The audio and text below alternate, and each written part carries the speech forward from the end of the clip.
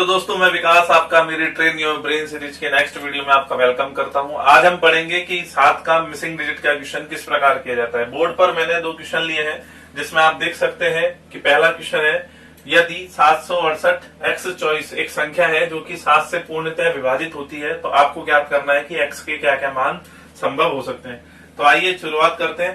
आप देखिए, मेन चीज इस क्वेश्चन में ये है कि आपको समझना है कि प्रोसीजर क्या है, मैं क्वेश्चन का स्टेप किस प्रकार ले रहा हूं उस पर आप ध्यान दीजिएगा, तब जाकर आपको समझ में आएगा कि मिसिंग डिजिट ऑफ 7 का क्वेश्चन किस प्रकार हल किया जाता है। आप देखिए ध्यान से कि 768 एक्स चॉइस को मैंने इस प्रकार लिखा है। आप समझने की कोशिश कीजिएगा कि इसमें हो क्या रहा है। यहाँ क्वेश्चन के 2 पार्ट है, एक मिसिंग डिजिट के एक्स के इस तरफ का पार्ट है और एक इस तरफ का पार्ट है।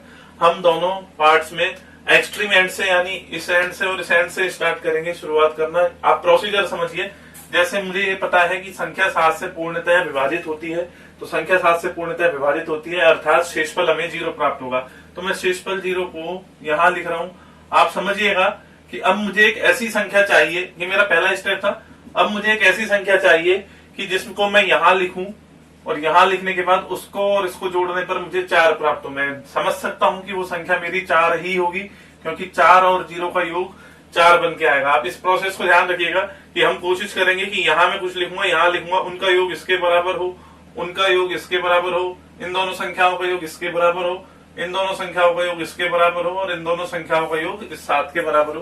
प्रोसेस समझिएगा कि यहाँ मैंने 0 लिखा, फिर मैंने यहाँ 4 लिखा, 4 और 0 का योग 4 हो गया। अब मैं आपसे क्वेश्चन कर रहा हूँ कि 4 के आगे क्या लगाया जाए कि जिससे जो संख्या प्राप्त हो वो 7 से पूर्णतः विभाजित हो जाए।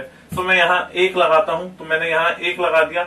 आप देखिए यह 14 बनेगा और 14 में 7 का पूरा पूरा भाग जाता है। अब वही स्टेप करेंगे कि यहाँ मेरे को 1 मिल गया है, तो यहाँ क्या लिखना होगा जिससे कि मुझे योगफल 2 प्राप्त हो जाए। मैं यहाँ 1 लिख देता हूँ।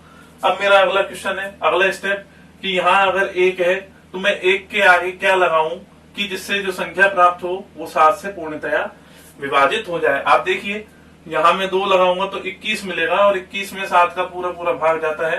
तो आप देखिए यहाँ मैंने इस x के इस अननोन पार्ट के इस तरफ के पार्ट को पूरा हल कर लिया है। अब हम इस तरफ हल करेंगे और इस तरफ हल करने के लिए क्या प्रोसेस है उसको समझिएगा। हम एक्सट्रीम एंड से स्टार्ट करेंगे, हम यहाँ से स्टार्ट करेंगे। आपसे मेरा क्वेश्चन है कि इस 7 के आगे, जैसे हम वहां इधर की तरफ लगा रहे थे, अब हमें इधर की तरफ लगाना होगा। तो मैं 7 के आगे क्या लगाऊं जिससे कि जो संख्या प्राप्त हो वो 7 से पूर्णतः विभक्त हो जाए।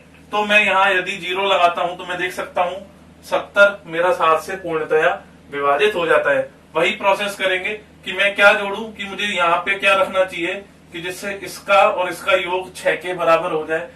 तो यदि मैं यहाँ 6 लिखता हूं तो मैं देख सकता हूँ 6 और 0 का योग 6 के बराबर हो जाता है। अब वही नेक्स्ट स्टेप हमारा कि 6 के आगे क्या लगाया जाए कि प्राप्त होने वाली संख्या 7 से पूर्णतः विभाजित हो। तो मुझे पता है कि 7 नाम 63 होता है, तो मैंने यहाँ 3 लगा लिया। इस 3 को मैं यहाँ लिख देता हूँ। अब वही स्टेप होगा कि हमें यहाँ कुछ लिखना होगा जिससे कि इसका और उसका योग 8 के बराबर हो जाए। तो मैं यहाँ 5 लिखूंगा। आप देख सकते हैं कि 5 और 3 का योग 8 के बराबर हो गया। अब वही नेक्स्ट स्टेप हम प्रोसीजर लेंगे कि 5 के आगे क्या लगाएं।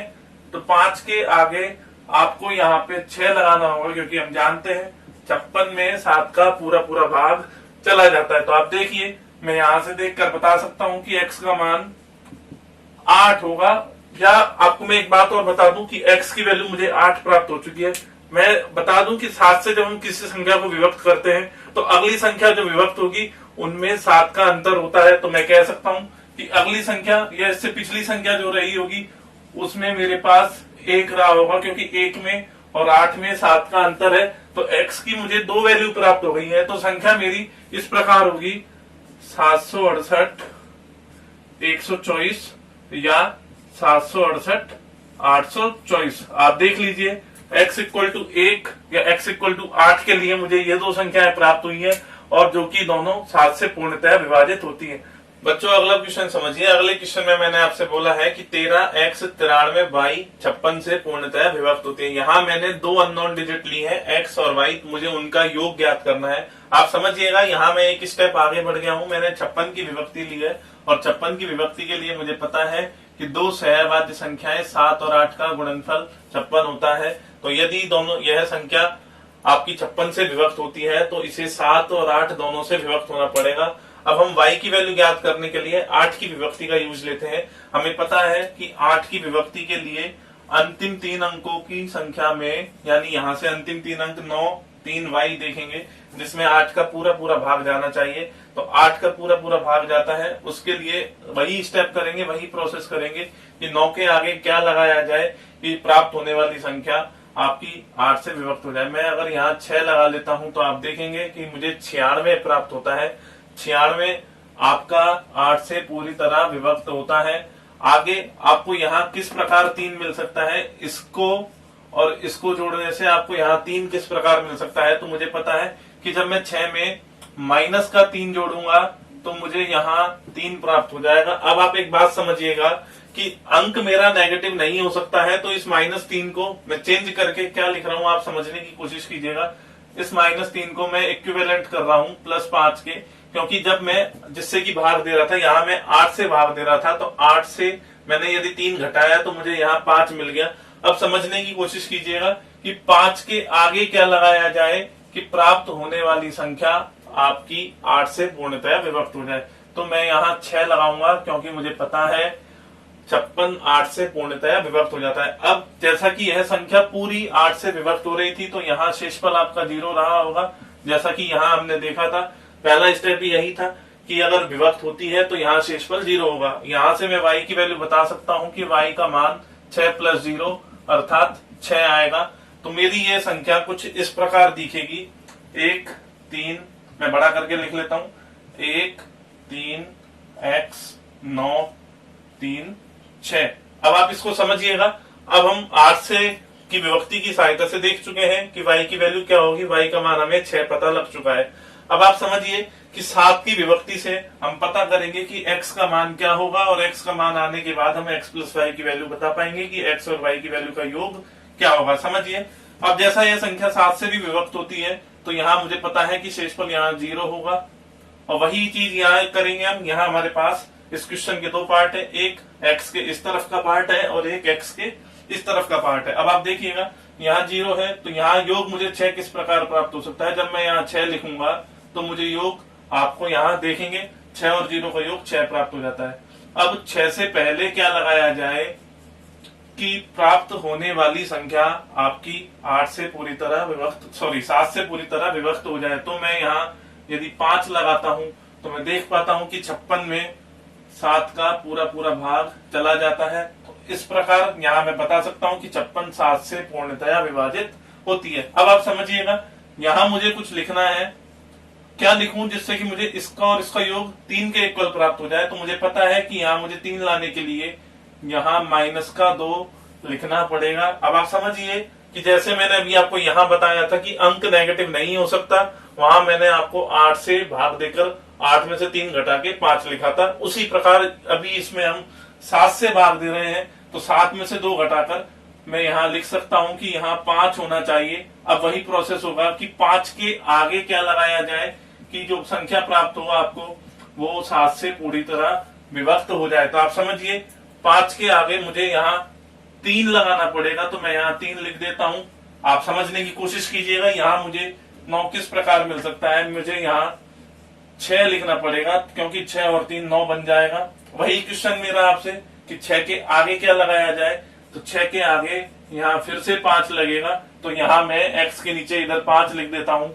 अब मुझे इतना पता लग चुका है कि यहाँ पे मुझे 5 आ गया है, यहाँ कुछ संख्या आएगी। अब उस संख्या का और इस संख्या का योग करने से मुझे x का मान प्राप्त हो जाएगा। समझना, तो इस संख्या को ढूंढने के लिए मुझे एक्सट्रीम एंड से स्टार्ट करना होता है।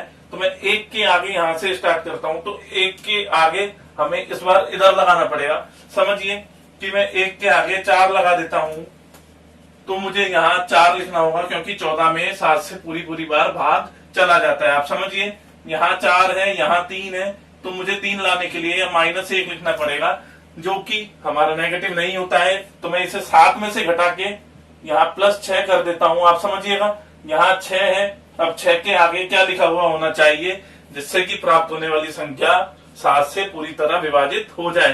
तो आप समझना मैं यहाँ 3 लिख रहा हूँ क्योंकि 63 आपका 7 से पूरी तरह विभाजित हो जाएगा। आप गौर कीजिएगा, x का मान आपको 5 प्लस 3 इक्वल टू 8 प्राप्त होगा। मैं कह सकता हूं कि x की वैल्यू मेरी 8 होगी या 1 होगी, क्योंकि मुझे पता है 7 से जब हम किसी संख्या को विभक्त करते हैं तो उसमें 7 का अंतर होता है। तो मेरी संख्या का मान 1 3 1 9 3 6 या 1 3 8 9 3 6 हो सकता है। आप समझने की कोशिश कीजिए कि x प्लस वाई का मान 8 प्लस 6 यानी 14 या 1 प्लस 6 यानी 7 पॉसिबल हो सकता है। मैं उम्मीद करता हूं कि आपको सवाल समझ में आया होगा। आगे बढ़ते हैं। तो बच्चों, ये दोनों क्वेश्चन आपके असाइनमेंट है, आप इन्हें नोट कर लीजिए। प्लीज इनका सॉल्यूशन मुझे जरूर कमेंट बॉक्स में लिख के बताइए आपका आंसर क्या आया। आपको ये वीडियो पसंद आया होगा तो इसे लाइक एंड शेयर जरूर कीजिए और मेरे चैनल द विकास पल्लीवाल को आप सब्सक्राइब कीजिए। तो आज के इस ट्रेन योर ब्रेन सीरीज के इस वीडियो में हमने जाना कि 7 से विभक्ति के लिए क्वेश्चन किस प्रकार किया जाता है यदि वह मिसिंग डिजिट के लिए पूछा गया हो। मैं उम्मीद करता हूं आपने वीडियो पूरा देखा है और आप इसे अपने दोस्तों में जरूर शेयर करेंगे। तो मिलते हैं अगली वीडियो में। Thank you.